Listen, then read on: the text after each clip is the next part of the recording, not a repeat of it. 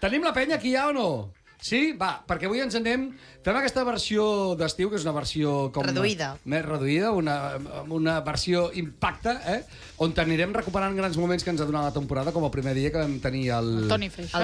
El Toni Freixa, amb comentaris que, vull dir, va fer un visionat de com seria la temporada i s'hi va costar bastant, Bé, ens anem fins a la ciutat de Nova York perquè parlarem allà amb... Jordi Jetman. El Jordi Jetman, que és el president de la penya de Nova York. Jordi! Valgui la redundància. Jordi Jetman, què tal? Com estàs? Bona tarda, Jordi. Bé, bon dia, que aquí encara és de dia. És de dia i molt de dia. Sí. Quina hora és allà? Com esteu? Quantes hores menys? Encantat d'estar aquí amb vosaltres. 7 hores? 6 hores. 6 hores.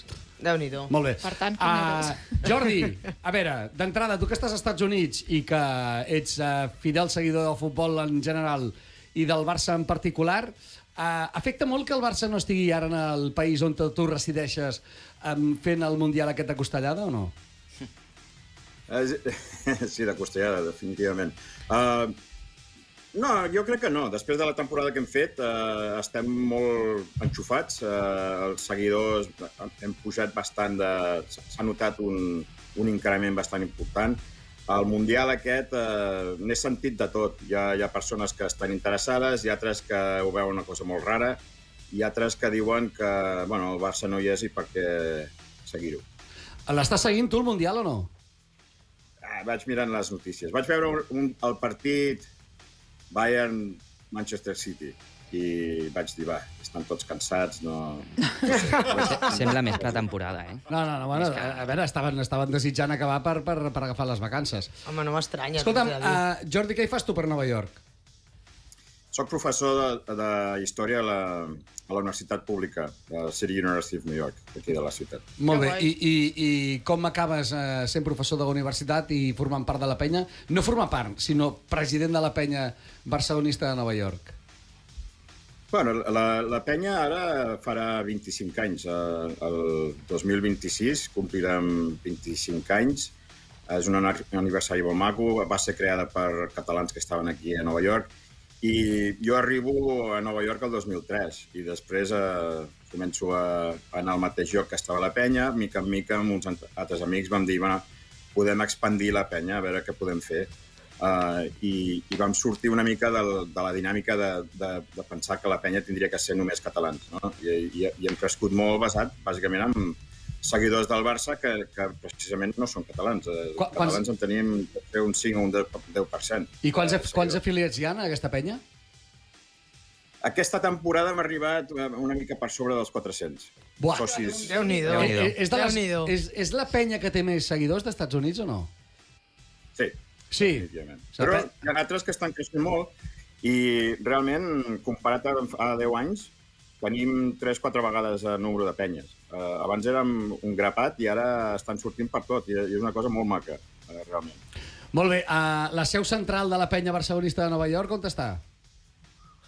És un bar que es diu Smithfield Hall, que està al carrer 25, entre la 6ª i la 7ª avinguda. Tothom s'ho està apuntant, això, suposo? Sí, a la llista de coses que...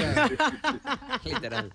No, perdona, són molts números, però ho podeu mirar a la pàgina web. Qualsevol que estigui a Nova York normalment busquen a la pàgina web Penya Barcelonista de Nova York i tota la informació està allà. I és molt maco veure gent que ve a Nova York de visita i que es presenten per veure els partits del Barça. Que guai! Volen veure tota la ciutat, totes les coses maques que hi ha a la ciutat, però no es volen perdre el Barça. Bueno, és que clar, si estàs de viatge i t'agafa un partit, si t'agafa un clàssic, el que fas primer per inèrcia és buscar una penya barcelonista. A mi em va passar ja fa uns quants anys que vaig estar de viatge a Menorca. Vaig buscar una penya barcelonista perquè hi havia un clàssic. Trobo que Menorca no té tant de mèrit com a Nova York. Ara ho entendràs. Vaig buscar la penya barcelonista i resulta que en aquell partit li van tirar el cap de porc a Figo. Hòstia! Ara ja té més rotllo, Ara ja té més rotllo, sí. Que sí? Normalment preguntem a la gent perquè ens agradaria posar-nos una miqueta en la mentalitat del culer que està fora de casa Clar, aquí és molt fàcil. Si aquí guanya el Barça, la gent se'n va a la plaça del poble i els que poden doncs se'n van a Canaletes, que és on toca i on marca la tradició. A Nova York, on celebreu les victòries del Barça? Doncs realment al bar, on estem, al carrer. Sortim al carrer perquè, clar, el que dius tu, Canaletes queda una mica lluny.